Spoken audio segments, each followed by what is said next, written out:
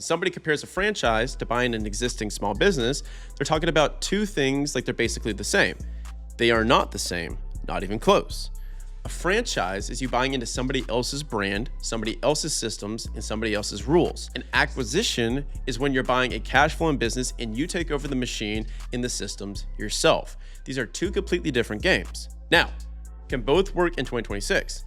Absolutely. Franchising is still growing. The International Franchise Association projects the franchise sector will reach about 845,000 units in 2026, with output rising to 921.4 billion and employment reaching 8.9 million jobs. They also project more than 12,000 new franchise businesses just this year alone. So the model is clearly still alive. The growth in the franchise sector does not mean every franchise is a good investment. Trust me, I know, I own multiple. So the first thing that you need to understand is an industry growing does not mean that your location will print money.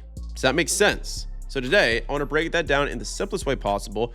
Who should buy a franchise versus who should buy an existing business that is not a franchise location? What the economics actually look like for each, and which one I think is the better play in 2026 depending on who you are and what your goals are. So let's get to it. A franchise is not starting your own business in the pure entrepreneurial sense. It is literally buying the right to operate under somebody else's brand and somebody else's business model. And that can be a great thing. Why? Because you get a framework, you get systems, you get training, you get vendor relationships, you get brand recognition, and you get a model that has at least been proven somewhere else.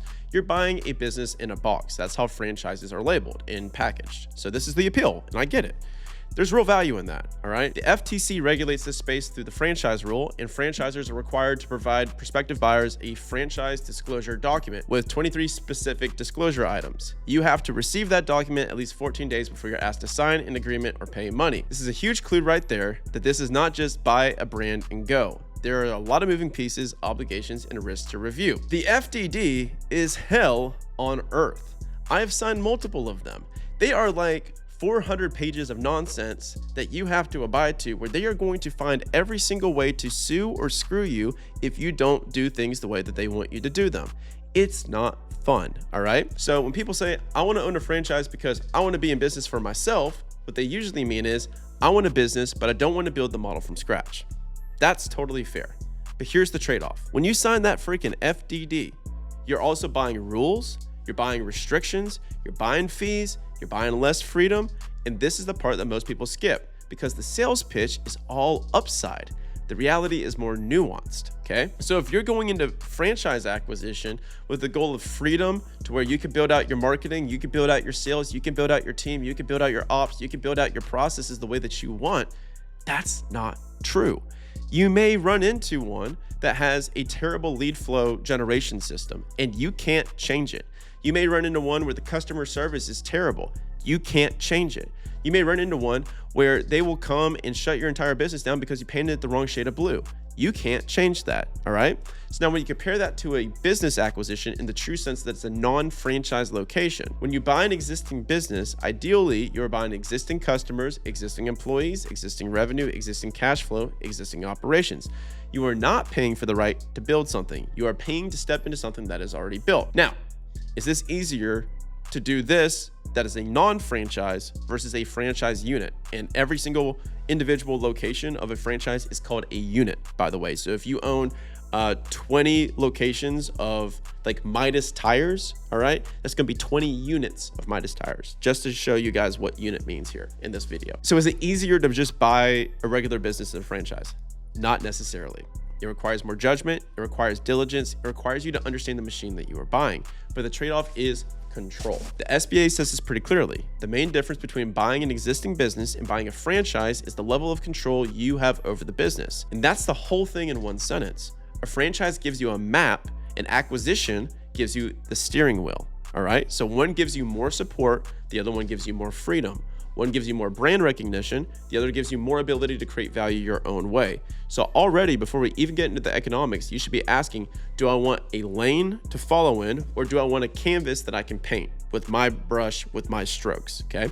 Because if you want a lane, franchising may look great. If you want a canvas, it probably won't be. Me personally, I prefer the canvas. I want to be Bob Ross painting, and I'm like, there is no such thing as like, here's a tree. You know, there is no such thing as a bad painting. It's just a happy little accident, all right? That's how I like running business. So you need to know what game you're playing here, all right? So now we just talked about the hell that is franchise disclosure documents. Let's make the best case now for franchising, because there is one, all right? Because obviously if there wasn't, people wouldn't do it. So the franchise model is still expanded in 2026. Again, the IFA projects 845,000 franchise establishments, almost $1 billion in output, and 12,000 plus net new franchise business owners this year alone. This matters because it tells you capital is still flowing to the model, operators are still choosing the model, and lenders are still financing the model. The franchise model appeals to first-time business owners for that specific reason. You get brand familiarity, onboarding and training, operating procedures, marketing support to some degree, approved vendors, sometimes site selections help, sometimes launch support. And if you're a first-time operator that's terrified of blank page entrepreneurship, a franchise can feel a heck of a lot safer. In some cases, it probably is. It probably is safer operationally than starting from zero.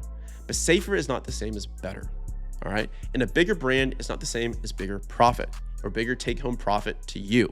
Namely, this is where people get tripped up. Here's the problem with franchises, all right? People focus on the startup cost. They say, okay, franchise fees, build out, equipment, working capital, that's fine. But the real issue is not just startup costs. The real issue is ongoing economic drag. IFA notes that the initial franchise fee is a meaningful part of the startup costs, and the FTC makes it clear that the FDD is where you need to evaluate fees, obligations, and restrictions. So this includes things like recurring royalties, advertising fees, transfer restrictions, approved supplier obligations, and all the terms that affect your economics. So let's say that you buy a franchise and your store does solid revenue. Great. Now ask, what percentage goes to royalty? What percentage goes to the ad fund? What are the required operating standards? Can I source cheaper inputs myself? Can I change pricing freely? Can I change the offer? Can I innovate? Can I sell when I want, to whom I want, on my terms? Sometimes the answer is yes, but I promise you, my brothers and sisters in Christ, most of the time it's going to be no. No. Hell no. Can't do that. Nope, can't do that. Hey, oh, the marketing machine isn't working. Oh, okay, cool. Screw you. And so I've got so many friends that got screwed out of franchises. I've been screwed with franchises. We're in the process of opening a new franchise right now, and it is just nightmare fuel because it's just delay after delay after delay after delay because you're running on somebody else's timeline here. So that's the whole economic challenge, because you may have a decent business, but if you have someone skimming the top every single month through royalties and mandated fees, while also limiting your flexibility, your upside is different than it looks like on the brochure. This doesn't make it a bad model. It just makes it a more constrained model. So this is another place where people get lazy. They think brand equals safety. It does not. The FTC requires the FDD precisely because franchise buyers need it to review the real guts of the opportunity before committing. The FDD includes disclosures around fees, litigation, bankruptcy, obligations, and other key factors. And the FTC says you must get it at least 14 days before signing or paying. Again, this FDD document is like 400 pages. It's not something you can read through easy. So it sucks, okay? It really sucks. And the SBA says something very important here too. A brand being listed in the SBA franchise directory is not an endorsement that does not ensure success. It just helps lenders evaluate eligibility under SBA programs. This means that you can't outsource your thinking. You still need to call franchises. You still need to call former franchisees. You still need to look at the unit level economics. And you still need to understand whether the brand is actually making franchisees money or just making money from selling more franchises. This is a very important distinction. Now, with all that being said, I'm kind of a franchise hater. I own a couple. It sucks. All right. Now let's make the best case for acquisitions. The reason I generally prefer acquisitions over franchises is simple. You're often buying business cash flow on day one. You're not buying hope, not brand hope, not startup hope, cash flow. And the market data supports that because there's still a healthy pipeline of small businesses changing hands. BizBuySell says the businesses for sale market stabilized in 2025, with transactions roughly flat and sale price up about 2% year over year. Their 2025 year in review also reported 9,500 transactions with a median cash flow up 3% to 158 grand. Median revenue up 3% to 703 grand. So this matters because it tells you two things. Number one, there's still deal flow. And number two, there are still profitable businesses changing hands. Now, are all of them good? No. That's where the real market is here. And if you know how to buy, you can often buy a business that already has customers, staff, local reputation, systems, cash flow, and then you improve it. It's a very different starting point than opening a brand new unit and ramping from zero. Here's why acquisitions usually have better upside, all right? In many Main Street markets, BizBuySell's data tables show asking price to cash flow ratios commonly sitting in roughly the high 2x to mid 3x range depending on the market. Actual close multiples vary by geography, industry, and business quality, but that general band tells you something important. You can still buy real local cash flow at relatively modest multiples in many areas. So imagine you have $100,000 to deploy. With the personally or with SBA leverage. Option 1, you open a franchise, pay the upfront fee, you do the build out, you hire, you launch, you ramp, you hope. Option 2, you buy an existing local business, maybe not sexy, probably boring, but it has customers and cash flow day one already. Now, I'm not saying the second path is automatically easier. It's not.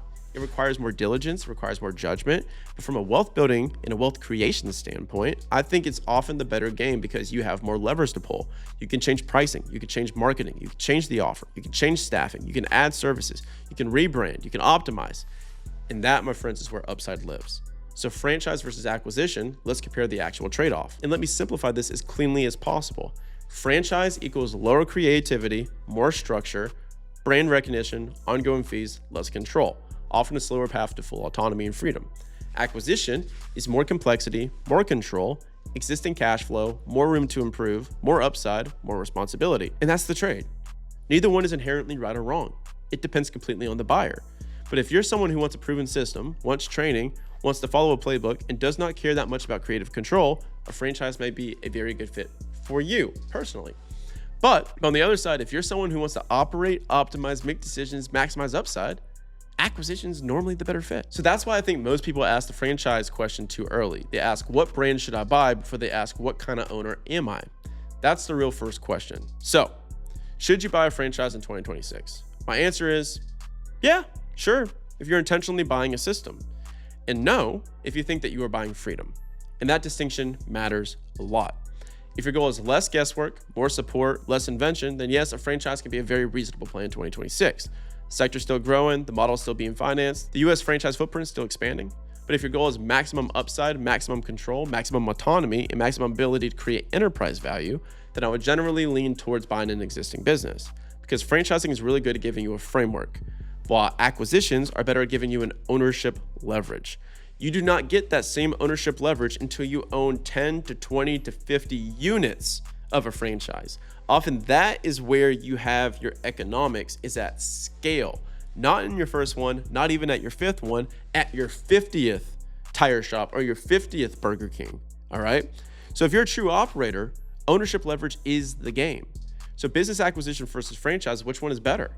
Here's my answer. Franchises are better for buying a system. Acquisitions are better for buying freedom. Franchises can absolutely work in 2026, but they're not the magical middle ground a lot of people think they are. They can reduce uncertainty, but they also reduce flexibility. They can give you a brand, but they also take a piece of your economics. They can help first-time operators, but they can absolutely cap higher level upsides. So before you buy either one, don't ask which sounds safer, ask which game do I actually want to play?